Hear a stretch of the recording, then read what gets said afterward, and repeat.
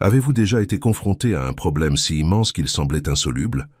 Une maladie incurable, une dette insurmontable, une rupture douloureuse, une douleur si profonde que vous pensiez ne plus jamais sourire? Nous avons tous connu de tels moments où face à cette montagne colossale nous pensons « c'est impossible ».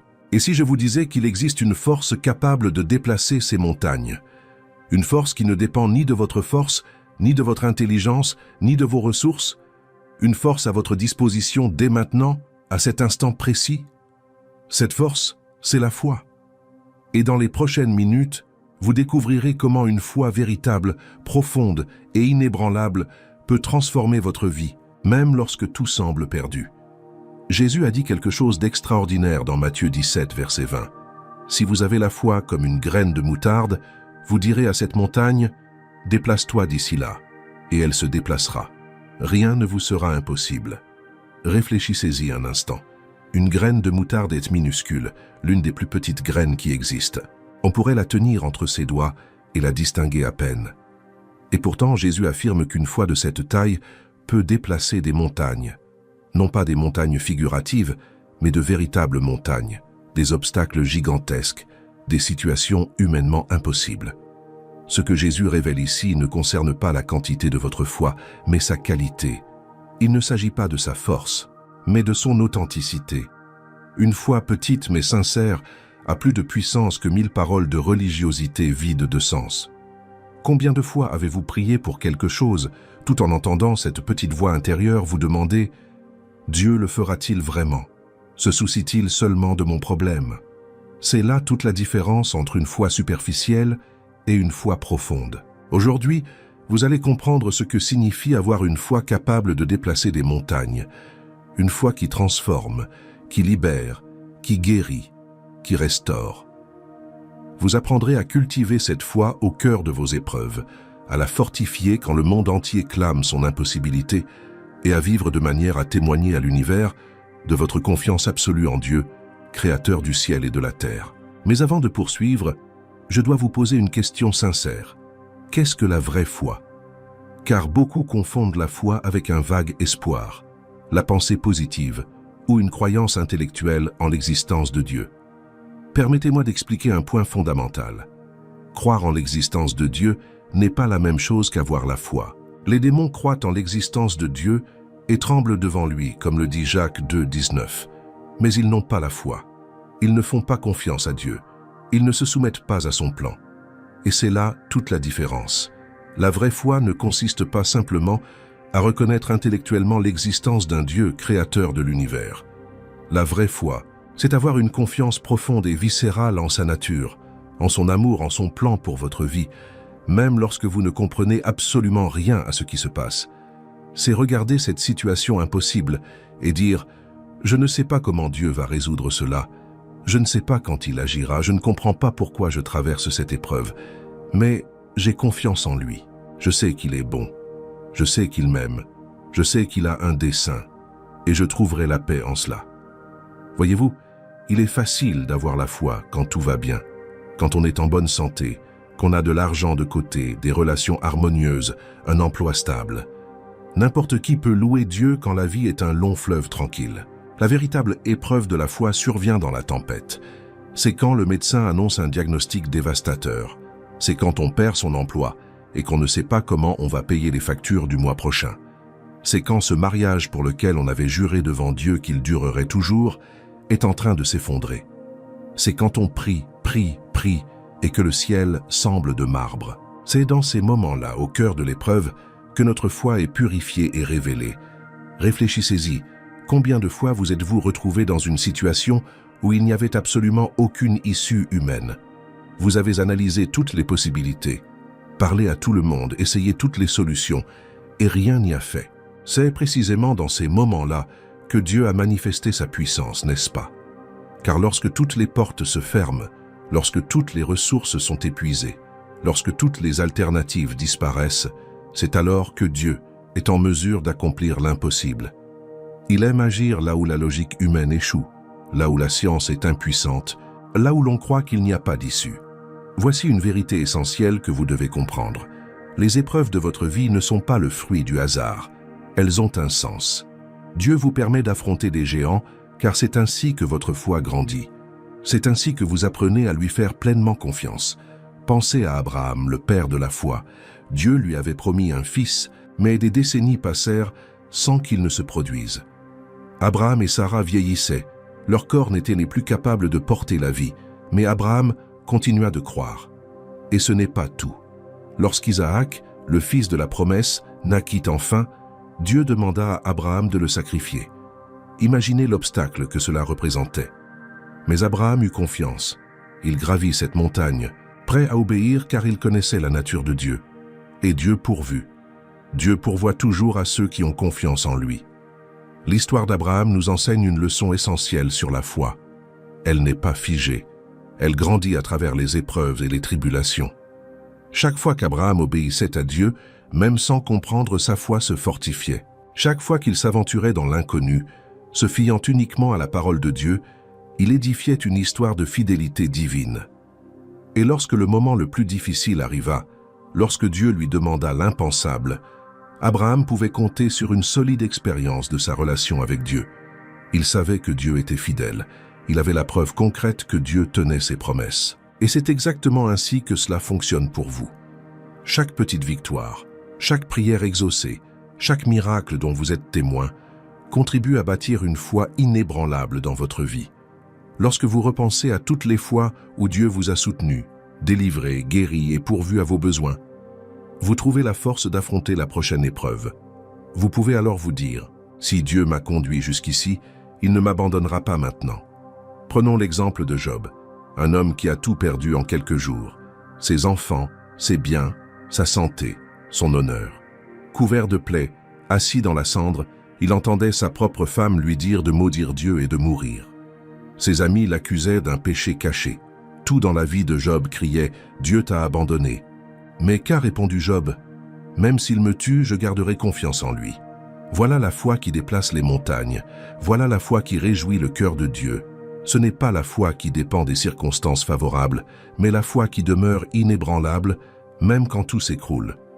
L'histoire de Job révèle une vérité profonde sur la nature de la foi authentique. Job ne comprenait pas ce qui se passait. Il s'interrogeait, il pleurait, il se lamentait. Mais il ne lâcha jamais la main de Dieu. Il ne dit jamais « c'est fini, Dieu n'existe pas, Dieu est indifférent ». Au contraire, au plus profond de sa souffrance, il déclara « Je sais que mon Rédempteur est vivant ». Quelle déclaration puissante! Dans la vallée la plus sombre de son existence, Job affirmait avec certitude l'existence de Dieu. Et il est essentiel de comprendre une chose. Avoir la foi ne signifie pas être exempt de souffrance. Cela ne signifie pas être à l'abri des doutes passagers. Cela ne signifie pas être exempt de larmes, de questions, de moments de faiblesse. Job a vécu tout cela. Mais il a continué à croire. Et à la fin, Dieu lui a rendu au double ce qu'il avait perdu. Dieu non seulement a rendu à Job ce qu'il avait perdu, mais l'a multiplié. Car lorsque vous restez fidèle dans la tempête, lorsque vous gardez votre foi vivante au milieu du désert, Dieu vous honore d'une manière insoupçonnée. Alors, qu'est-ce que cette foi dont parle la Bible? Hébreux 11, verset 1, nous en donne une définition limpide. La foi est une ferme assurance des choses qu'on espère, une démonstration de celles qu'on ne voit pas. Analysons cela. La certitude, ce n'est pas un peut-être, ni un on espère, ni un qui sait. C'est la certitude. C'est la conviction profonde et inébranlable que Dieu accomplira ses promesses. Et cette certitude ne dépend pas de ce que vous voyez avec vos yeux. Au contraire, la foi est la preuve, l'évidence, de choses qui ne se sont pas encore manifestées. C'est croire en l'invisible tout en traversant la douleur, l'incertitude et les ténèbres. Réfléchissez-y. Quand vous regardez une graine, vous ne voyez pas l'arbre. Pourtant, vous êtes certain que si vous plantez cette graine, que vous en prenez soin, que vous l'arrosez, elle deviendra un arbre. Vous ne voyez pas encore l'arbre, mais vous agissez avec la certitude qu'il poussera. C'est ainsi que fonctionne la foi spirituelle. Vous ne voyez pas encore la guérison, mais vous agissez comme si vous étiez déjà guéri. Vous ne voyez pas encore la grâce, mais vous avez confiance comme si elle était déjà acquise. Vous ne voyez pas encore la restauration, mais vous louez comme si elle était déjà accomplie. Cela va à l'encontre de tout ce que le monde enseigne. Le monde dit « je ne croirai que ce que je vois ». Le monde dit « J'ai besoin de preuves concrètes, de garanties, de sécurité. Mais la foi opère dans le domaine de l'impossible, du surnaturel, de ce qui dépasse la logique humaine. C'est pourquoi Dieu est si impressionné par la foi. Car croire sans voir, c'est manifester une confiance radicale en lui. C'est dire « Dieu, je n'ai pas besoin de tout comprendre. Je n'ai pas besoin d'avoir toutes les réponses. J'ai juste besoin de savoir que tu es souverain et que tu es fidèle. » Et voyez comme c'est intéressant. Hébreux 11 continue de dresser la liste des héros de la foi. Des gens ordinaires qui ont accompli des choses extraordinaires parce qu'ils croyaient en Dieu. Abel offrit un sacrifice meilleur. Enoch marcha avec Dieu et fut enlevé au ciel. Noé construisit une arche alors qu'il n'avait jamais plu. Abraham quitta son pays sans savoir où il allait. Sarah conçut à un âge avancé. Moïse choisit d'être maltraité, tandis que le peuple de Dieu jouissait des plaisirs du péché. Le peuple traversa la mer Rouge comme s'il marchait sur la terre ferme. Les murs de Jéricho s'écroulèrent. Rahab abrita les espions.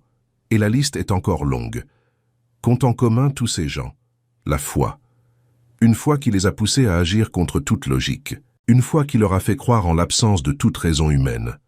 Une foi qui a engendré des miracles impossibles. Et le plus incroyable, le chapitre se termine en affirmant que le monde n'était pas digne d'eux. Ces hommes de foi étaient si exceptionnels, si précieux aux yeux de Dieu, que le monde ne méritait pas de les accueillir. Et vous, lorsque vous vivez par la foi, vous entrez dans cette galerie de héros. Vous devenez ceux que le monde ne peut comprendre, mais que le ciel célèbre. Pensez un instant à Noé. Dieu lui ordonna de construire une arche gigantesque, car un déluge approchait. Or, il n'avait jamais plu auparavant. Imaginez la scène. Noé martelant du bois jour après jour, construisant cet immense navire au milieu de la terre ferme, tandis que ses voisins se moquèrent de lui, le raillaient, le traitaient de fou. Des années et des années de labeur, des décennies à prêcher un jugement imminent, mais auquel personne ne croyait. Et Noé persévéra. Pourquoi? Parce qu'il avait la foi. Il se fiait à la parole de Dieu, même lorsqu'elle paraissait incompréhensible à l'esprit humain. Et quand enfin la pluie tomba, quand les sources des profondeurs jaillirent, et que les écluses du ciel s'ouvrirent, Noé et sa famille étaient sains et saufs dans l'arche. Sa foi sauva non seulement sa vie, mais aussi celle de toute sa famille. Et plus encore, elle préserva l'humanité et les animaux. La foi et l'obéissance d'un seul homme ont changé le cours de l'histoire. Avez-vous conscience du pouvoir de la foi? Comprenez-vous comment Dieu peut se servir d'une personne qui croit et obéit simplement? Et Moïse? Élevé au palais du Pharaon, il possédait tout ce qu'on pouvait désirer, richesse, pouvoir, confort, prestige. Mais il choisit de subir les mauvais traitements avec le peuple de Dieu plutôt que de goûter aux plaisirs éphémères du péché. Pourquoi? La Bible dit qu'il avait les yeux fixés sur la récompense. Il voyait au-delà des apparences. Il comprenait qu'il y avait en jeu bien plus que les richesses de l'Égypte.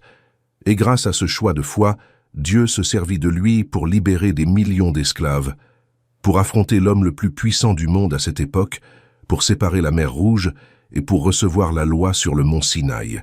La foi permet de voir l'invisible, de choisir l'éternel plutôt que le temporel, d'accorder de la valeur à ce qui compte vraiment. Combien de personnes aujourd'hui vendent leur âme pour des plaisirs éphémères? Combien troquent l'éternité contre un instant de plaisir? Combien sacrifient leurs principes pour un morceau de pain? Mais quand on a la foi, quand on connaît la valeur des promesses de Dieu, on ne se brade pas. On sait que ce que Dieu a préparé pour nous est infiniment plus précieux que tout ce que le monde peut offrir. Et savez-vous ce qui nourrit la foi? La parole de Dieu.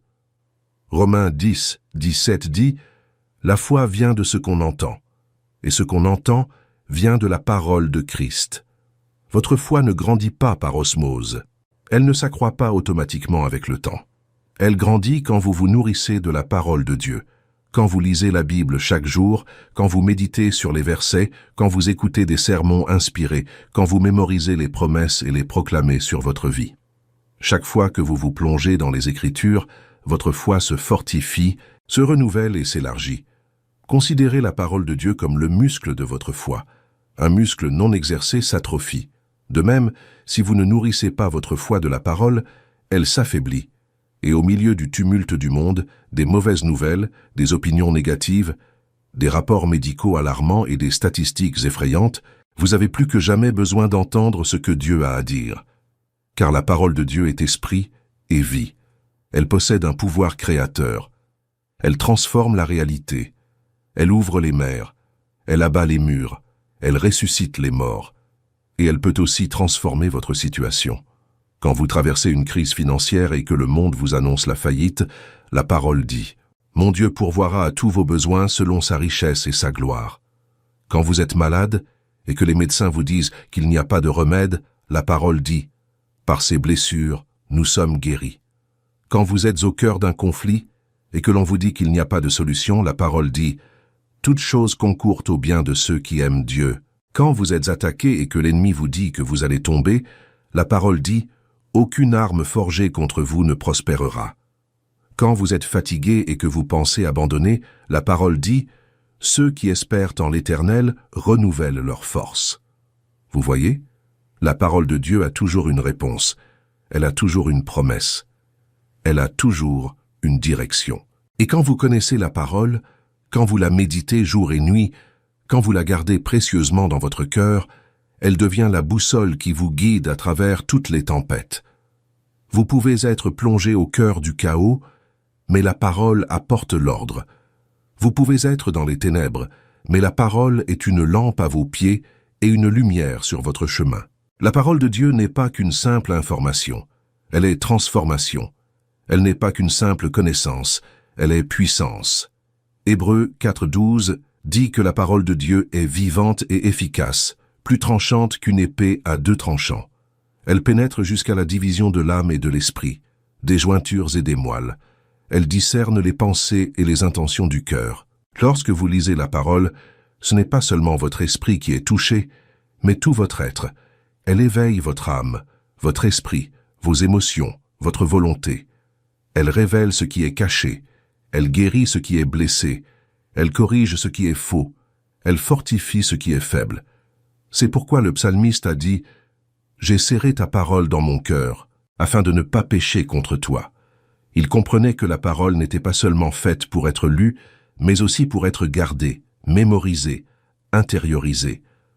Combien de versets avez-vous enfouis dans votre cœur, lorsque la tentation survient, lorsque l'attaque survient, lorsque le doute s'installe, avez-vous les armes spirituelles pour riposter? Ou restez-vous sans défense parce que vous ne connaissez pas la parole? Jésus nous a donné l'exemple parfait. Tenté dans le désert, comment a-t-il répondu au diable? Par la parole, il est écrit. À 3 reprises, l'ennemi lui a tendu des tentations, et à 3 reprises, Jésus a répondu par les Écritures. Le diable a alors dû fuir, car la parole de Dieu est incontestable. Elle est la vérité absolue. Elle est l'autorité suprême. Et lorsque vous connaissez la parole et que vous la mettez en pratique, vous devenez une forteresse imprenable. Mais voici le danger, le doute. Jacques 1,6 nous avertit. Quand vous demandez, croyez sans douter, car celui qui doute est semblable à une vague de la mer, agitée et ballottée par le vent. Avez-vous déjà vu une vague? Elle est instable. Un instant, elle est ici, l'instant d'après, elle est là. Elle est ballottée d'un côté à l'autre sans contrôle, sans direction. Et c'est exactement ainsi que le doute agit dans votre vie spirituelle. Un jour, vous êtes confiant, plein de foi, proclamant la victoire. Le lendemain, un problème survient et vous vous effondrez, pensant que Dieu vous a abandonné. Un instant, vous êtes ferme, l'instant d'après, vous chancelez. Le doute est le poison de la foi. Il paralyse, il détruit, il vous empêche de recevoir ce que Dieu veut vous donner. Jésus l'a dit clairement. Si vous demandez quelque chose, croyez que vous l'avez déjà reçu, et il en sera ainsi. Mais si vous demandez en doutant, ne pensez pas recevoir quoi que ce soit du Seigneur. Pourquoi? Parce que le doute anéantit la foi. C'est comme si vous disiez « Seigneur, je te demande ceci, mais en vérité, je ne crois pas que tu le feras. » Et Dieu respecte votre libre arbitre. Si vous ne croyez pas, il ne vous forcera pas. Mais lorsque vous croyez, lorsque vous dissipez le doute et que vous déclarez avec conviction que Dieu en est capable, alors l'impossible commence à se réaliser. Laissez-moi vous parler de Pierre. Vous souvenez-vous de l'histoire où les disciples étaient dans la barque, au milieu d'une tempête, et qu'ils ont vu Jésus marcher sur l'eau? Pierre a dit, « Seigneur, si c'est toi, ordonne-moi de venir à toi sur l'eau. » Et Jésus a dit, « Viens. » Pierre est sorti de la barque et a commencé à marcher sur l'eau. Imaginez, il accomplissait l'impossible. Mais ensuite, la Bible dit qu'il a vu la violence du vent et qu'il a eu peur. Et il a commencé à couler. Qu'est-ce qui a changé? Pas les circonstances. Le vent était déjà là. La tempête était déjà là. Ce qui a changé, c'est l'attention de Pierre. Il a détourné les yeux de Jésus et les a fixés sur le problème. Et dès que le doute s'est installé, la foi l'a quitté. Et il a coulé. Mais écoutez ce qui s'est passé ensuite. Pierre s'est écrié « Seigneur, sauve-moi ». Aussitôt, Jésus a tendu la main et l'a saisi. « Homme de peu de foi, lui dit-il, pourquoi as-tu douté ?»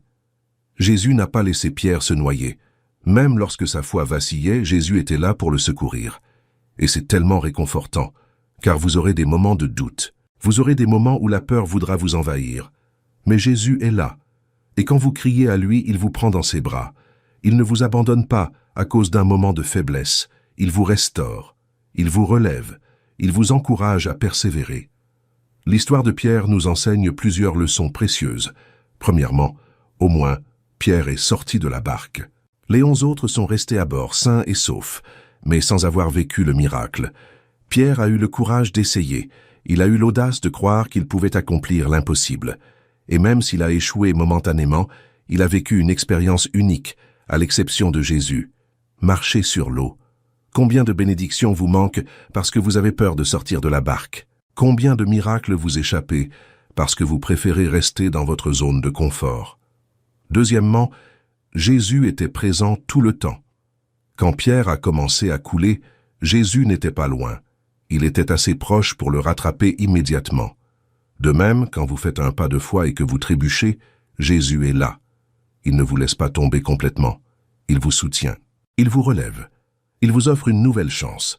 Troisièmement, Jésus ne l'a pas réprimandé pour être sorti de la barque, mais pour avoir douté.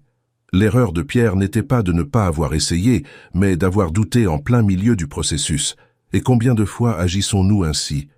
Nous commençons bien plein de foi et d'enthousiasme, mais en chemin, lorsque des difficultés surgissent, le doute s'installe. Et c'est précisément à ce moment-là que nous devons nous accrocher encore plus fort à Jésus et continuer à croire. Et si vous pensez « mais c'est si difficile de ne pas douter quand tout autour de moi crie le contraire », je vous comprends. Nous vivons dans un monde qui nous bombarde de négativité 24 heures sur 24. Il suffit d'allumer la télévision, d'ouvrir les réseaux sociaux, de parler aux gens autour de soi. Tout conspire à affaiblir notre foi. C'est pourquoi il est essentiel d'être intentionnel. Il faut protéger son esprit. Il faut choisir délibérément sur quoi se concentrer. Se concentrera-t-on sur le problème ou sur la solution? Sur la maladie ou sur le médecin? Sur le manque ou sur le Dieu de la providence? Dans l'Épître aux Philippiens, Paul nous enseigne 4 choses. Tout ce qui est vrai, tout ce qui est honorable, tout ce qui est juste, tout ce qui est pur, tout ce qui est aimable, tout ce qui mérite l'approbation, tout ce qui est vertueux et digne de louange, que votre esprit s'y arrête. Vous comprenez? Paul nous dit, maîtrisez vos pensées. Ne laissez pas n'importe quoi pénétrer votre esprit. Filtrez-les. Choisissez de penser à ce qui vous édifie, vous fortifie et vous apporte l'espoir. Et il ne s'agit pas de vaines illusions. Il ne s'agit pas de nier la réalité. Il s'agit de choisir de regarder vers une réalité plus vaste, la réalité spirituelle. Oui, vous êtes peut-être malade, mais Jésus est votre guérisseur. Oui, vous êtes peut-être endetté, mais Dieu pourvoit à vos besoins. Oui, vous traversez peut-être une période difficile, mais cette période n'est pas votre destination finale. Vous n'êtes qu'un passage. Et Dieu vous guide vers l'autre rive, où vous trouverez de verts pâturages et des eaux paisibles. Vos pensées déterminent vos attitudes. Vos attitudes déterminent vos actions. Et vos actions déterminent votre destin. Alors, si vous voulez changer votre destin, commencez par changer vos pensées. Cessez de vous attarder sur le problème et concentrez-vous sur la solution. Cessez de ressasser l'échec et célébrez la victoire. Cessez de vous voir comme une victime et voyez-vous comme un vainqueur en Christ, car vous êtes ce que vous pensez. Le livre des Proverbes, chapitre 23, verset 7, dit « Tel est l'homme dans son cœur, telles sont ses pensées ». Si cet enseignement vous plaît, si ces paroles vous touchent, j'aimerais vous demander une faveur. Merci de liker la vidéo. Cela permettra à ce contenu d'atteindre davantage de personnes qui ont besoin d'entendre parler du pouvoir transformateur de la foi. Et si vous n'êtes pas encore abonné à la chaîne, cliquez sur le bouton s'abonner, car chaque semaine, je partage des messages puissants tirés de la parole de Dieu qui fortifieront votre vie spirituelle. Activez les notifications pour ne manquer aucune vidéo. Continuons, car il y a encore beaucoup de choses importantes à découvrir sur la foi qui déplace les montagnes. Alors, que signifie avoir une foi qui plaît à Dieu? Hébreux 11, verset 6, que répond? Or, sans la foi, il est impossible de plaire à Dieu, car il faut que celui qui s'approche de lui croit qu'il existe et qu'il récompense ceux qui le cherchent. Remarquez qu'il ne suffit pas de croire simplement que Dieu existe. Il est aussi nécessaire de croire qu'il récompense, qu'il répond, qu'il se soucie de nous et qu'il agit en faveur de ceux qui le cherchent. Cela transforme complètement votre relation avec Dieu. Beaucoup perçoivent Dieu comme un être distant et indifférent qui a créé le monde et s'est ensuite contenté d'observer de loin. Mais la Bible révèle un Dieu tout autre, un Dieu qui est un Père aimant, qui compte les cheveux de votre tête, qui recueille chacune de vos larmes, qui connaît votre souffrance avant même que vous ne l'exprimiez. Un Dieu qui non seulement existe, mais qui est activement présent dans votre vie, œuvrant en toutes choses pour votre bien, même lorsque vous ne le voyez pas. Avoir une foi qui plaît à Dieu, c'est entretenir une relation vivante avec lui. Ce n'est pas une religiosité superficielle, ni se contenter d'aller à l'église le dimanche. C'est une recherche constante, quotidienne et intentionnelle. C'est se réveiller le matin et dire « Seigneur, j'ai besoin de toi aujourd'hui ». C'est se coucher le soir et le remercier pour sa fidélité. C'est, au milieu de la journée, lorsque l'anxiété ou la peur surgissent, tout arrêter et prier. C'est avoir confiance qu'il nous écoute, qu'il se soucie de nous, qu'il répondra en son temps, à sa manière, qui est toujours meilleure que la nôtre. Dieu n'est pas un Dieu de formules magiques. Il n'est pas une machine à exaucer les vœux où l'on insère une pièce de prière pour obtenir ce que l'on désire. Il est un Père qui aspire à une relation. Il souhaite que vous lui parliez, non seulement lorsque vous avez besoin de quelque chose, mais chaque jour. Il veut que vous partagiez vos joies, vos peines, vos rêves, vos craintes. Il désire être présent dans tous les aspects de votre vie. Et lorsque vous cherchez Dieu de cette manière, lorsque vous cultivez une intimité avec lui, votre foi grandit naturellement, car vous apprenez à le connaître. Et plus vous le connaissez, plus vous lui faites confiance. Prenons l'exemple d'une relation humaine. On ne fait pas confiance à une personne qu'on vient de rencontrer de la même manière qu'à quelqu'un qu'on connaît depuis des années. Pourquoi? Parce qu'avec le temps, on découvre le caractère de cette personne. On observe comment elle agit dans différentes situations. On se rend compte de sa fidélité, du respect de ses promesses, de sa présence dans les moments difficiles. Il en va de même avec Dieu. Plus on passe de temps avec lui, plus on est en sa présence, plus on connaît son caractère. Et quand on connaît le caractère de Dieu, quand on sait qu'il est amour, qu'il est fidèle, qu'il est juste, qu'il est miséricordieux, il devient beaucoup plus facile de lui faire confiance. Voici l'une des vérités les plus libératrices que vous devez comprendre au sujet de la foi. Vous n'avez pas besoin de la mériter. Éphésiens 2, 8 dit « Car c'est par la grâce que vous êtes sauvés, par le moyen de la foi. Et cela ne vient pas de vous, c'est le don de Dieu. Ce n'est point par les œuvres, afin que personne ne se glorifie. Vous n'avez pas été sauvés parce que vous étiez assez bon, parce que vous avez assez prié, parce que vous avez assez jeûné, parce que vous avez fait assez d'offrandes. Vous avez été sauvés par la grâce de Dieu, par la foi. C'est un don. C'est quelque chose que vous ne pouvez ni acheter, ni gagner, ni mériter. Vous ne pouvez que le recevoir. Cela détruit complètement le système religieux dans lequel tant de personnes sont prisonnières. Elles pensent devoir se surpasser pour mériter l'amour de Dieu, être parfaites pour être acceptées, et multiplier les efforts pour que Dieu daigne enfin les remarquer. Elles vivent alors épuisées, frustrées et rongées par la culpabilité, car elles se sentent incapables d'être à la hauteur. Mais lorsqu'on comprend que le salut est un don gratuit de Dieu par la foi, tout change. On réalise que Dieu nous aime déjà. Il nous a déjà acceptés. Il nous a déjà pardonnés. Non pas parce que nous le méritons, mais parce qu'il l'a décidé. Et la seule chose à faire est d'y croire et de vivre dans la gratitude. La grâce de Dieu est scandaleuse. Elle défie toute logique humaine. Car on nous a appris que tout dans la vie a un prix. On travaille, on reçoit. On étudie, on réussit, on lutte, on triomphe. Mais le salut ne fonctionne pas ainsi. on ne peut pas l'obtenir par le travail, par les études, par l'effort, car la dette du péché était si grande, si impayable, que seul le sang de Jésus pouvait la régler. Et il l'a déjà payée. Sur la croix, il a dit « Tout est accompli, tout est payé, tout est total, vous êtes libre ». Alors pourquoi tant de chrétiens vivent-ils encore comme des prisonniers? Pourquoi tant de culpabilité, tant de condamnation, tant de fardeau?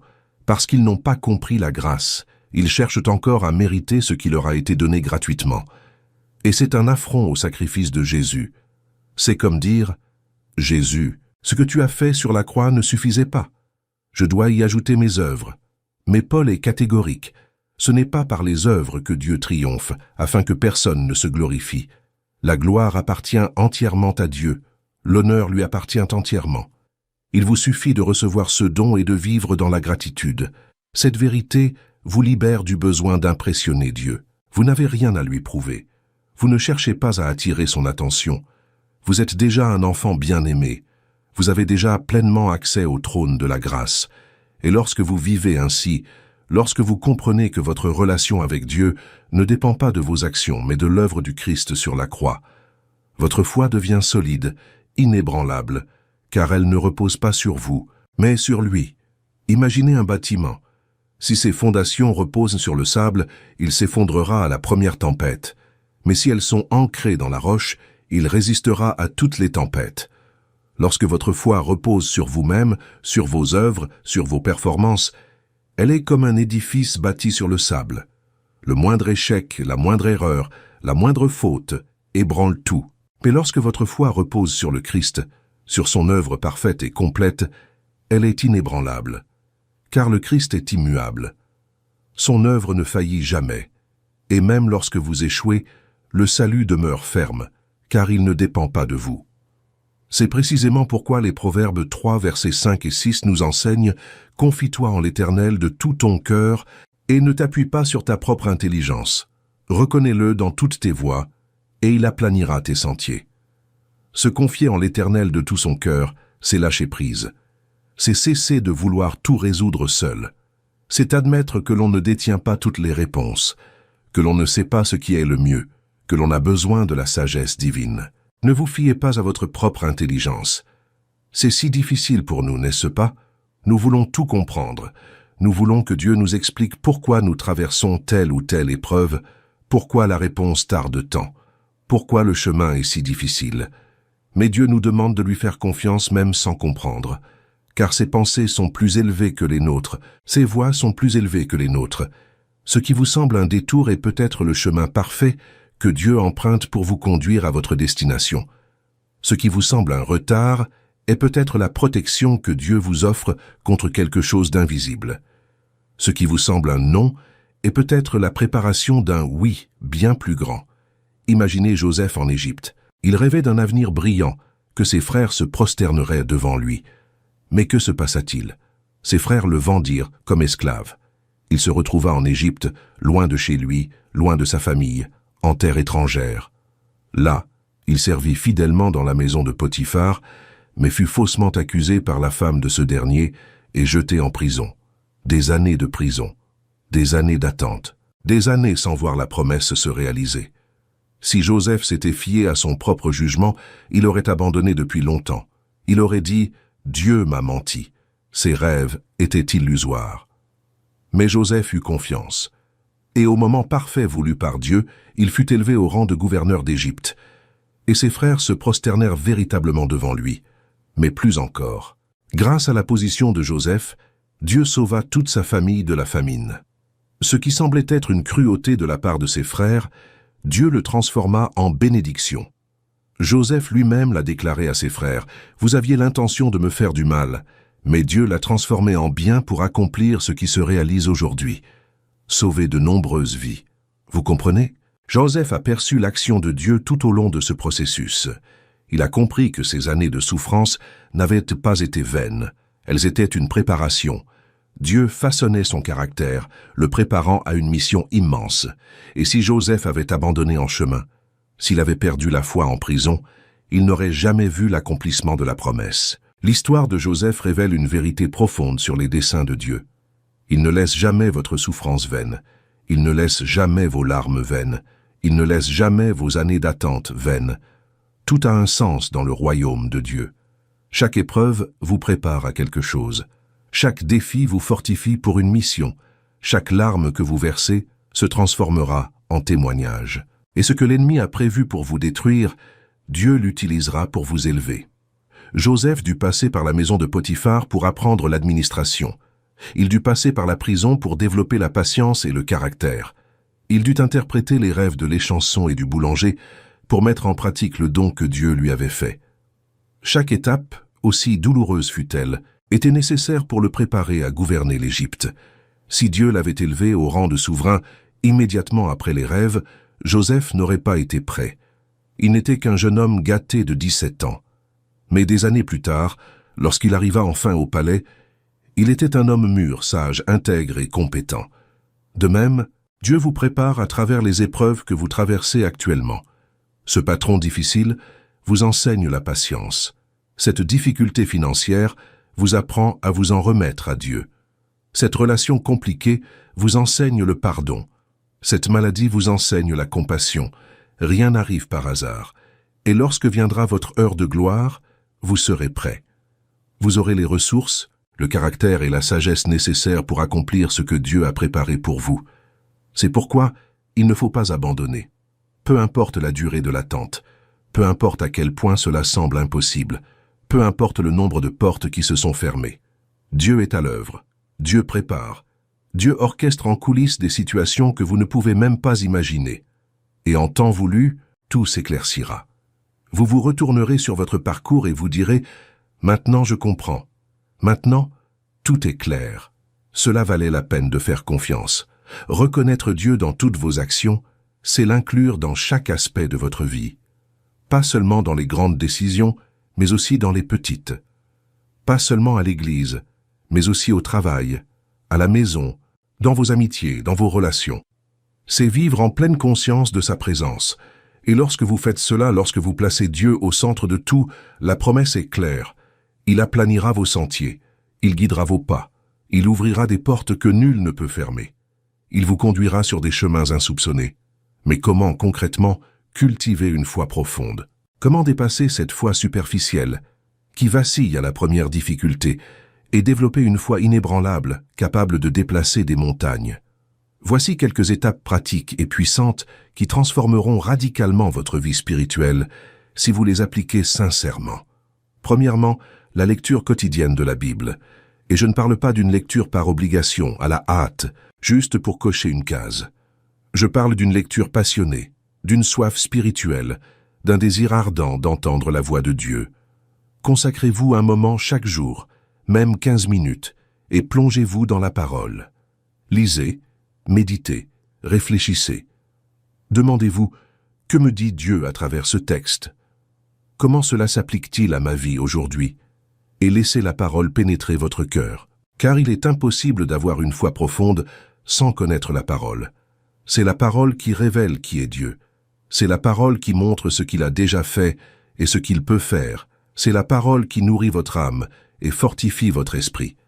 Lorsque vous lisez le récit de David terrassant Goliath, votre foi pour affronter les géants s'accroît. Lorsque vous lisez l'histoire de Daniel dans la fosse aux lions, votre foi pour persévérer dans l'épreuve grandit. Lorsque vous lisez le récit des 3 jeunes hommes dans la fournaise ardente, votre foi pour ne pas céder aux pressions du monde se fortifie. Lorsque vous lisez l'histoire de la femme atteinte d'hémorragie qui toucha le bord du vêtement de Jésus et fut guérie, votre foi en Dieu s'éveille. La parole est riche d'histoires de foi, de témoignages de la puissance de Dieu et de promesses infaillibles. Et chaque fois que vous la lisez, quelque chose en vous s'éveille. Créez-vous une routine de lecture. Le matin, avant de commencer votre journée, ou le soir, avant de vous coucher, par exemple. Trouvez le moment qui vous convient le mieux et soyez régulier.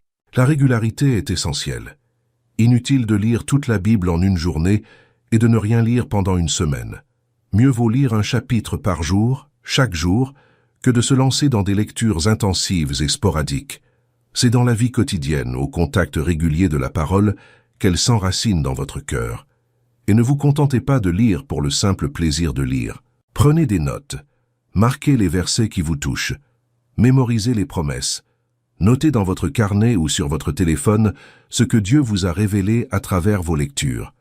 Car lorsque vous prenez des notes, lorsque vous écrivez, lorsque vous mémorisez, cela s'imprègne bien plus profondément dans votre esprit et votre cœur. Et dans les moments difficiles, le Saint-Esprit vous rappellera exactement ce dont vous avez besoin. Deuxièmement, la prière constante. Pas seulement la prière formelle avant les repas ou avant de se coucher, mais une vie de prière, un dialogue continu avec Dieu tout au long de la journée. Paul disait « Priez sans cesse ». Cela signifie garder votre cœur tourné vers le ciel en permanence. Lorsqu'une inquiétude vous assaille, transformez-la en prière. Face à une épreuve, implorez Dieu. Lorsque vous remportez une victoire, rendez grâce immédiatement. Vivez en toute confiance envers Dieu, car plus vous priez, plus vous réalisez qu'il vous répond. Et chaque réponse fortifie votre foi. La prière n'est pas un monologue où l'on parle puis on s'en va. C'est un dialogue. C'est parler et écouter. Combien de fois avez-vous prié à la hâte, lancé vos demandes et filé? Mais Dieu veut que vous restiez. Il veut que vous attendiez. Il veut que vous écoutiez, car souvent, il veut vous dire quelque chose. Il veut vous guider. Il veut vous réconforter. Il veut vous orienter. Et si vous ne prenez pas le temps d'écouter, vous perdez cette communion intime avec lui. Apprenez à faire de la prière un moment d'intimité véritable avec Dieu. Éteignez votre téléphone, éliminez les distractions et soyez pleinement présent. Ouvrez votre cœur sans réserve. N'essayez pas d'impressionner Dieu par de belles paroles. Soyez vous-même, soyez honnête. Si vous êtes en colère, exprimez-le. Si vous avez peur, admettez-le. Si vous êtes perdu, confessez-le. Dieu sait déjà tout. Il souhaite simplement que vous soyez authentique avec lui. Et lorsque vous priez ainsi, une transformation puissante s'opère. Vous en ressortez transformé. Vous recevez la paix. Vous recevez des conseils. Vous recevez la force. Variez aussi vos prières. Ne soyez pas monotone. Ne répétez pas toujours les mêmes mots. Priez avec les Écritures. Prenez un psaume et transformez-le en prière. Priez en langue si vous avez ce don. Priez en chantant. Priez en pleurant. Priez en dansant. Priez en silence. Priez à voix haute.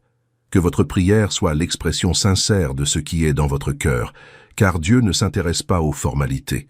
Il veut votre cœur. Troisièmement, la communion fraternelle avec les autres chrétiens. La Bible nous exhorte à ne pas négliger nos rencontres. Pourquoi? Parce que la foi grandit en communauté. Quand le découragement vous gagne, quelqu'un vous soutient. Quand la tentation d'abandonner vous guette, quelqu'un vous encourage. Quand vous avez besoin de prier, des frères et sœurs intercèdent pour vous. N'essayez pas de vivre votre foi chrétienne seul. Vous avez besoin d'une église dynamique, d'amis qui aiment Dieu, de personnes qui vous incitent à progresser dans la foi. Entourez-vous de personnes de foi, car la foi est contagieuse. Quand on est entouré de personnes croyantes, confiantes et témoins de miracles, cela nous influence.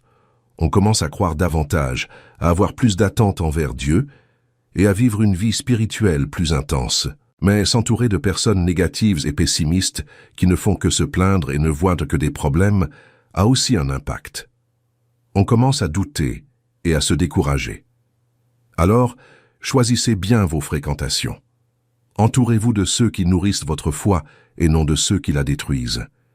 L'Église n'est pas qu'un bâtiment, c'est une famille, un corps, et chaque membre est important.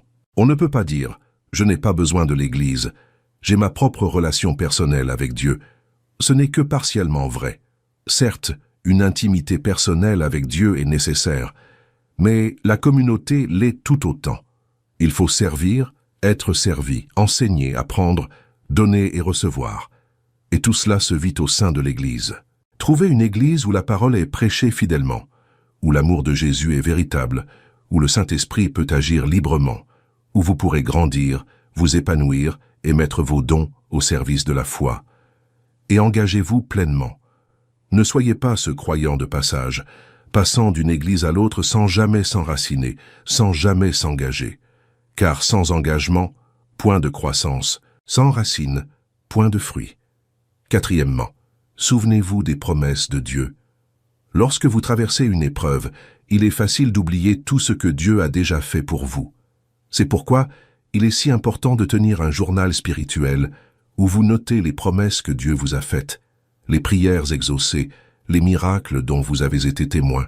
Et lorsque le doute ou le découragement vous envahissent, relisez-le. Vous vous souvenez? Dieu a été fidèle auparavant. Il le sera encore. Il m'a sorti de cette situation désespérée. Il me sortira de celle-ci aussi. Ce souvenir est un acte de foi. Dans la Bible, Dieu n'a cessé d'exhorter son peuple à se souvenir de ce qu'il a fait en Égypte, à se souvenir comment il a ouvert la mer Rouge, à se souvenir comment il a fourni la manne dans le désert, à se souvenir comment il a fait tomber les murs de Jéricho. Pourquoi? Parce que ce souvenir fortifie la foi. Se remémorer le passé et constater la fidélité de Dieu donne le courage d'affronter l'avenir. On peut alors se dire, si Dieu l'a fait autrefois, il le fera encore. Il n'a pas changé. Il demeure le même. Et ce qu'il a accompli dans la vie de tant d'autres, il peut l'accomplir dans la mienne. Construisez votre mémorial. Dans l'Ancien Testament, lorsque Dieu accomplissait un miracle, le peuple érigeait souvent un mémorial, un amas de pierres, afin que les générations futures se demandent « Que signifient ces pierres ?» et elles raconteraient l'histoire de l'œuvre divine. Vous pouvez faire de même, non pas littéralement avec des pierres, mais avec des témoignages. Écrivez les récits de la fidélité de Dieu dans votre vie et racontez-les à vos enfants, racontez-les à vos amis, racontez-les à tous ceux qui veulent bien les entendre. Car le témoignage fortifie la foi. Cinquièmement, écoutez des sermons et des messages édifiants. Nous vivons à une époque où nous avons accès à une quantité incroyable de contenu chrétien de qualité. Profitez-en. Écoutez des prédicateurs qui vous interpellent, vous inspirent et vous donnent envie de vous rapprocher de Dieu. Et ne vous contentez pas d'écouter, mettez en pratique, car la connaissance sans application ne transforme rien. C'est en intégrant un enseignement biblique à votre vie que vous progresserez véritablement. Jacques dit « Mettez en pratique la parole, et ne vous contentez pas de l'écouter, en vous trompant vous-même. À quoi bon entendre 1000 sermons sur la foi si vous ne la mettez jamais en pratique? À quoi bon connaître par cœur tous les versets sur la providence si vous continuez à vivre dans l'inquiétude et l'anxiété? La parole doit quitter votre tête et pénétrer votre cœur. Elle doit transformer vos actions, vos réactions, vos décisions. Et c'est ainsi que la foi grandit. Par la pratique. Soyez sélectifs dans vos écoutes. Tout contenu se réclamant du christianisme n'est pas forcément édifiant. On trouve beaucoup de superficialité, des évangiles édulcorés, des messages flatteurs mais qui ne transforment pas les vies. Recherchez des messages profonds qui vous touchent, vous interpellent positivement, vous incitent à sortir de votre zone de confort. Cherchez des prédicateurs qui n'ont pas peur de dire la vérité, même si elle est difficile à entendre. Car c'est la vérité qui libère. Voici un point fondamental. Les actes de foi exigent de l'action. Certains veulent que Dieu fasse tout pendant qu'ils restent les bras croisés. Or, la Bible regorge d'exemples de personnes qui ont dû agir par la foi. Noé a dû construire l'arche. Abraham a dû quitter son pays. Moïse a dû étendre son bâton sur la mer. Josué a dû faire le tour de Jéricho. Pierre a dû descendre de la barque. La femme atteinte d'hémorragie a dû se lever et toucher le bord du vêtement de Jésus. La foi sans les œuvres est morte. Alors, quand Dieu vous révèle quelque chose, quand il vous guide, ne vous laissez pas paralyser par la peur. Agissez, ayez confiance et faites-le, car c'est lorsque vous agissez avec foi que Dieu accomplit le miracle. Considérons l'histoire de la multiplication des pains et des poissons. Jésus prit 5 pains et 2 poissons, rendit grâce, puis commença à les rompre et à les distribuer. Et en les rompant, il les multiplia. Le miracle s'est produit dans cet acte. Si Jésus s'était contenté de prier et d'attendre que les pains se multiplient dans le panier, rien ne se serait produit. Il devait commencer à les distribuer. Il devait agir même lorsque cela semblait absurde. Et là, dans cet acte de foi, le surnaturel s'est manifesté. Il en va de même dans votre vie. Vous priez peut-être pour trouver cet emploi, mais vous devez envoyer des CV. Vous priez peut-être pour guérir, mais vous devez faire votre part. Prendre soin de votre santé, suivre les conseils médicaux, prendre vos médicaments. Vous priez peut-être pour restaurer votre mariage, mais vous devez communiquer, pardonner, investir dans votre relation. La foi n'est pas la passivité. La foi, c'est agir avec confiance dans la voie que Dieu vous a indiquée. Dieu ne fera pas ce que vous pouvez faire. Il fait ce que lui seul peut faire. Si vous pouvez envoyer votre CV, envoyez-le. Dieu fera en sorte que vous soyez convoqué à un entretien. Si vous pouvez étudier, étudiez. Dieu fera en sorte que vous reteniez les connaissances et réussissiez votre examen. Si vous pouvez travailler, travaillez. Dieu fera en sorte que votre travail soit béni et productif. Faites votre part, et Dieu fera la sienne. Et toujours, sa part est infiniment plus grande, meilleure et plus puissante. Mais que se passe-t-il lorsqu'on vit véritablement une vie de foi authentique? Quels en sont les fruits? Permettez-moi de vous en citer quelques-uns et vous comprendrez leur puissance. Premièrement, la paix intérieure. Une paix qui ne dépend pas des circonstances. Le monde autour de vous peut être plongé dans le chaos, mais en vous règne un calme surnaturel. Car vous savez que Dieu est souverain. Vous trouvez la paix en lui, et cette paix garde votre cœur et votre esprit en Jésus-Christ. Paul et Silas ont fait l'expérience de cette paix. Ils étaient emprisonnés, battus, les pieds au fer dans une prison insalubre. N'importe qui d'autre aurait été désespéré, se serait plaint, aurait maudit son sort. Mais qu'ont-ils fait? Ils ont chanté des hymnes de louange à Dieu à minuit. Ils possédaient une paix intérieure si profonde que ni la prison, ni la douleur physique, ni l'injustice ne pouvaient la leur ravir. Et que s'est-il passé? Dieu a envoyé un tremblement de terre. Les portes se sont ouvertes, les chaînes se sont desserrées et ils ont été libérés.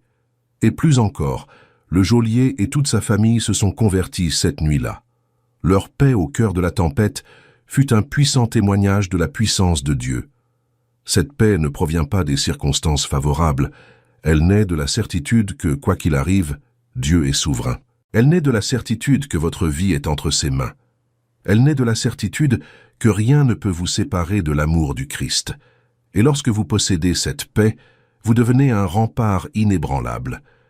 Les tempêtes peuvent se lever, les vents souffler, mais vous demeurez ferme, ancré au roc qu'est le Christ. Deuxièmement, une direction claire. Lorsque vous avez confiance en Dieu, il guide vos pas. Vous ne vivez plus dans la confusion, perdu, sans savoir où aller. Dieu vous montre le chemin. Il ouvre des portes, il en ferme d'autres. Il vous conduit à travers les eaux calmes. Et même lorsque le chemin traverse la vallée de l'ombre de la mort, vous ne craignez rien, car il est avec vous. Combien de personnes vivent sans but, sans ambition, se contentant de survivre au jour le jour?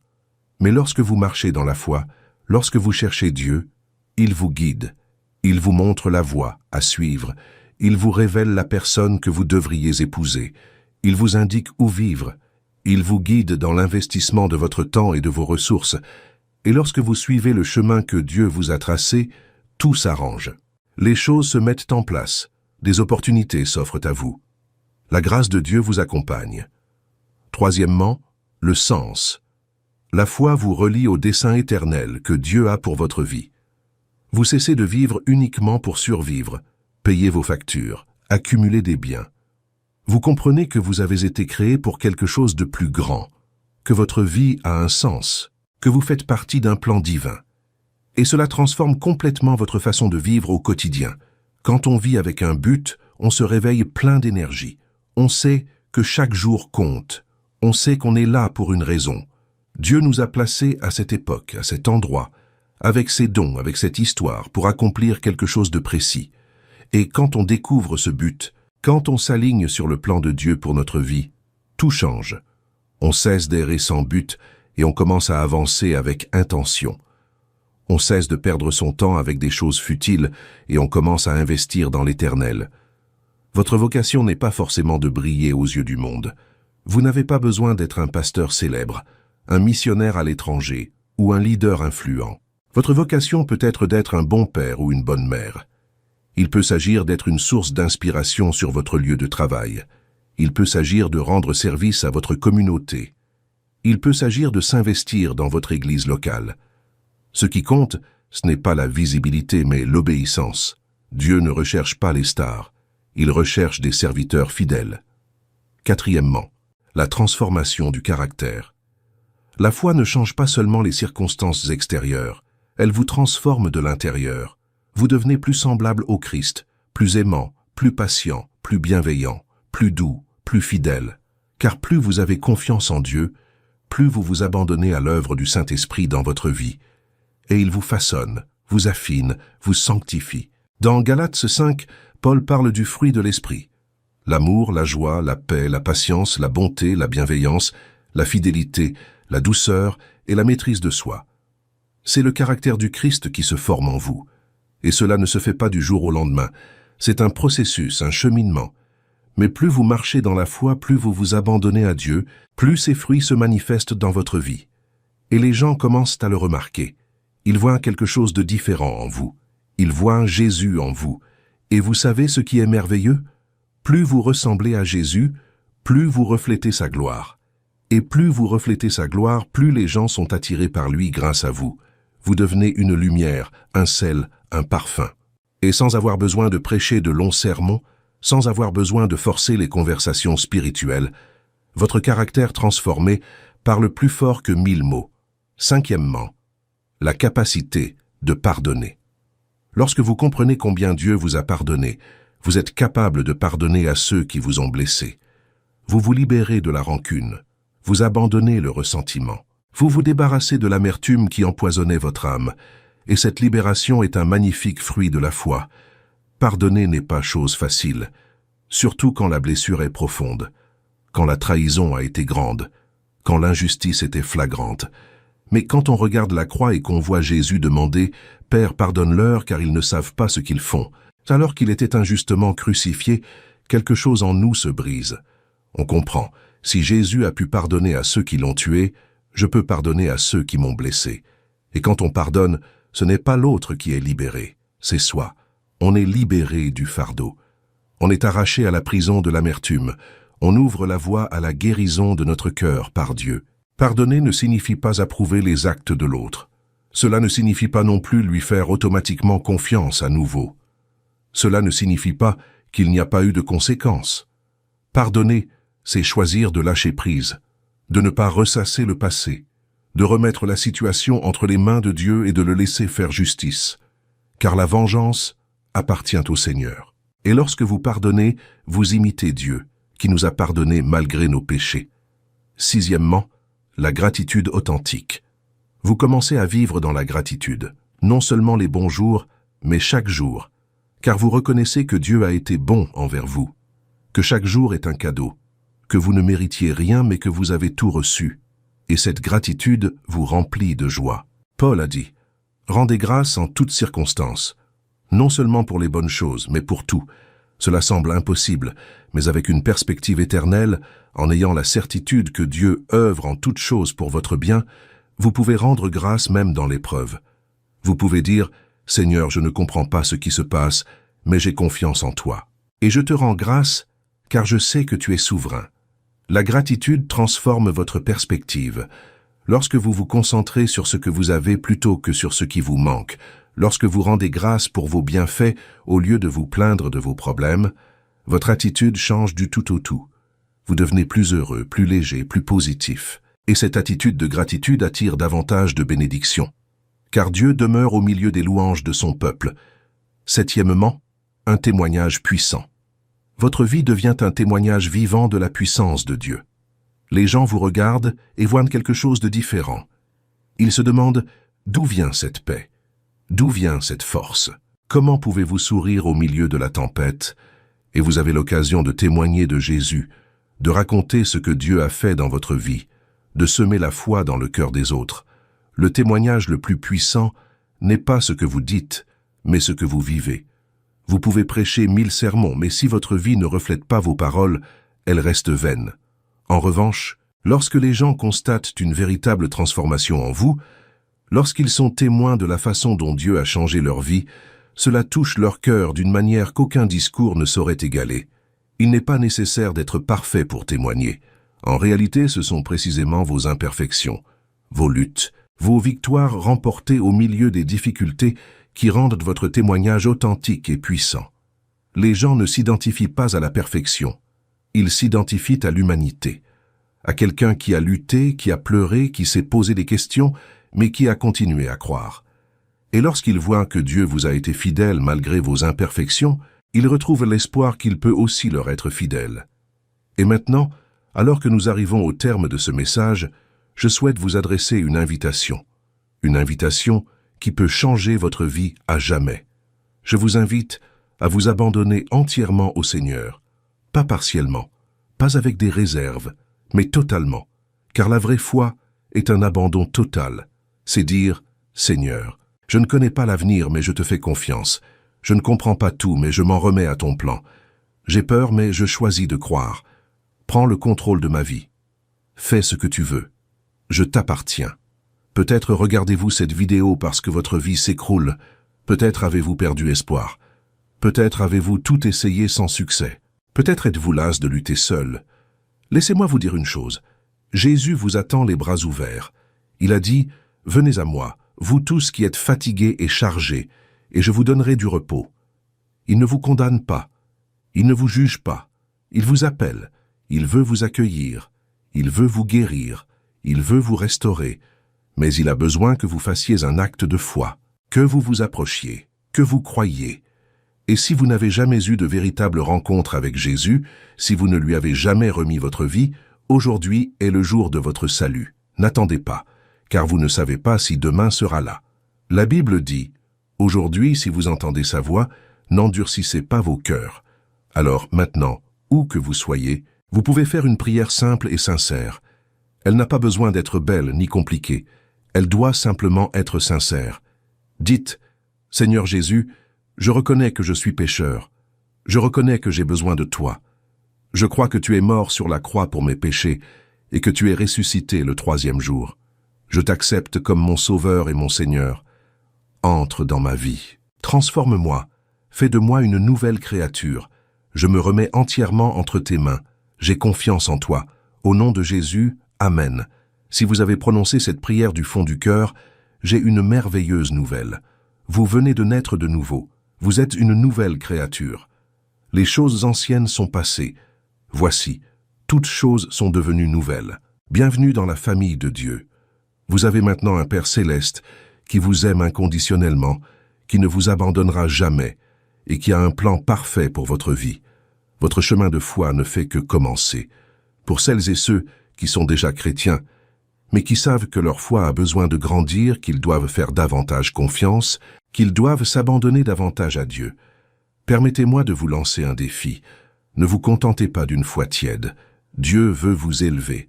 Il veut vous révéler des choses insoupçonnées. Il veut accomplir en vous et par vous des choses inimaginables. Mais cela exige de vous une croissance spirituelle, que vous approfondissiez votre connaissance de la parole, que vous priez avec plus d'intensité, que vous vous abandonniez sans réserve, que vous ayez une confiance radicale. Et souvenez-vous, la foi n'est pas l'absence de peur, c'est croire malgré la peur. Ce n'est pas l'absence de doute, c'est choisir de faire confiance même quand le doute crie. Ce n'est pas l'absence de lutte, c'est continuer à lutter parce que vous savez qui a déjà gagné la guerre. Jésus a gagné. Et parce qu'il a gagné, vous gagnez aussi. Non pas seul, mais en lui. Non pas par votre force, mais par sa force. Non pas à votre époque, mais au moment parfait qu'il a choisi. Alors, aujourd'hui, je veux vous encourager. N'abandonnez pas. Peu importe l'ampleur de la montagne qui se dresse devant vous. Peu importe depuis combien de temps vous attendez cette réponse. Peu importe le nombre de fois où vous êtes tombé. Relevez-vous, essuyez vos larmes, relevez la tête et déclarez « Je crois, j'ai confiance, je sais que mon Rédempteur est vivant et qu'il œuvre en ma faveur. Cette montagne se déplacera, cette porte s'ouvrira, ce miracle se produira. Car le même Dieu qui a séparé la mer Rouge, qui a fait tomber les murs de Jéricho, qui a ressuscité Lazare, qui a guéri les aveugles et les paralysés, qui a changé l'eau en vin, qui a multiplié les pains et les poissons, ce même Dieu est vivant et agissant aujourd'hui. Et il peut faire en vous ce qu'il a fait en tant d'autres à travers l'histoire. Tu as été créé pour vivre dans la victoire, non dans la défaite. Tu as été créé pour gagner, non pour être vaincu. Tu as été créé pour régner, non pour être esclave des circonstances. Et tout cela commence par la foi. Une foi aussi petite qu'un grain de moutarde, mais authentique. Une foi qui fait confiance, une foi qui obéit, une foi qui persévère, une foi qui ne renonce jamais, une foi qui déplace les montagnes. Aujourd'hui, je prophétise sur votre vie. Les obstacles qui se dressaient sur votre chemin s'estompent. Les portes closes s'ouvrent. Les chaînes qui vous retenaient prisonniers se brisent. La confusion cède la place à la clarté. La peur est remplacée par le courage. La tristesse se transforme en joie, car le Seigneur accomplit une œuvre nouvelle en vous. Et ce qu'il a commencé, il l'achèvera. Il est fidèle, il est puissant, il est amour, et il est à vos côtés. Je prophétise aussi que Dieu vous élève comme un témoignage vivant de sa puissance, que les gens, en lisant votre histoire, diront « Seul Dieu pouvait faire cela », que ce que l'ennemi avait prévu pour vous détruire, Dieu le transformera en tremplin pour vous relever, que chaque larme versée deviendra un témoignage, que chaque nuit blanche se transformera en récit de victoire, et que vous deviendrez une source d'encouragement pour tous ceux qui traversent les mêmes épreuves que vous. Je prophétise que Dieu vous rendra tout ce qui vous a été volé.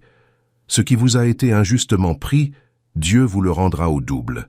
Ce qui a été détruit, Dieu le reconstruira en mieux.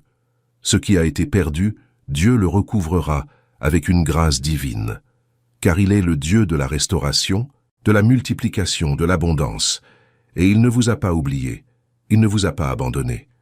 Il était là, présent depuis toujours, œuvrant en silence, préparant quelque chose d'extraordinaire.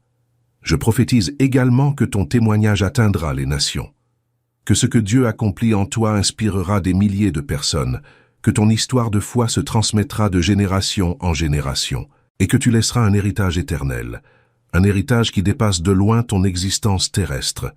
Car lorsque tu vis par la foi, lorsque tu fais entièrement confiance à Dieu, tu ne vis pas seulement pour toi-même. Tu vis pour tous ceux qui observeront ta vie et seront appelés à croire. Avant de partir, j'ai une demande importante à vous faire. Si ce message vous a touché, si vous avez senti la voix de Dieu à travers ces mots, je vous invite à faire 3 choses maintenant. Premièrement, aimez la vidéo. C'est très important, car cela permet à l'algorithme de diffuser ce message à un plus grand nombre de personnes qui ont besoin d'entendre parler de la puissance de la foi. Deuxièmement, abonnez-vous à la chaîne et activez les notifications. Chaque semaine, je publie du contenu puissant tiré de la parole de Dieu qui fortifiera votre vie spirituelle, vous aidera à grandir dans la foi et à vivre pleinement. Vous ne manquerez ainsi aucune vidéo. Troisièmement, rendez-vous dans les commentaires et écrivez « Amen, je crois » ou ce que Dieu vous a révélé. Partagez votre témoignage. Expliquez l'impact de ce message sur vous. Et si vous avez besoin de prière, n'hésitez pas à le mentionner également. Car toute cette communauté et moi-même prierons pour vous. Nous sommes une famille en Christ et nous nous soutenons les uns les autres. De plus, partagez cette vidéo avec une personne qui a besoin d'entendre ce message.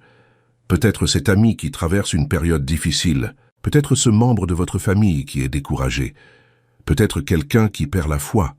Envoyez cette vidéo à cette personne, car vous pourriez être l'instrument dont Dieu se sert pour transformer une vie aujourd'hui. Un simple partage pourrait être la réponse à la prière de quelqu'un. Et souvenez-vous, vous n'êtes pas seul dans cette aventure. Dieu est avec vous. Il ne vous a jamais quitté. Il ne vous quittera jamais. Et même quand vous ne le ressentez pas, même quand il semble lointain, il est là, plus proche que vous ne l'imaginez. Il œuvre en coulisses. Il prépare des choses que vos yeux n'ont pas encore vues. Il orchestre des situations que votre esprit ne comprend pas encore. Et en temps voulu, au moment opportun, vous vous retournerez et vous comprendrez. Vous verrez la main de Dieu dans chaque détail, et vous le louerez pour sa fidélité. Alors, continuez à marcher dans la foi. Gardez confiance, croyez. Car la récompense est proche, la victoire est assurée, le miracle est en chemin. Et tout cela en vaudra la peine, chaque larme, chaque nuit blanche, chaque prière restée sans réponse, chaque pas fait dans l'obscurité. Tout prendra son sens lorsque vous atteindrez l'autre rive et comprendrez que Dieu vous a porté tout au long de ce parcours. Que le Seigneur vous bénisse et vous garde, qu'il fasse rayonner sa présence sur vous et vous apporte la paix, qu'il vous remplisse de foi, d'espérance et d'amour, qu'il vous donne la sagesse pour vos décisions, le courage face aux épreuves et la force pour vos combats, qu'il vous surprenne par sa bonté, vous enchante par sa miséricorde et vous transforme par sa puissance, et que votre vie ne soit plus jamais la même, que la foi reçue aujourd'hui déplace des montagnes. Qu'elle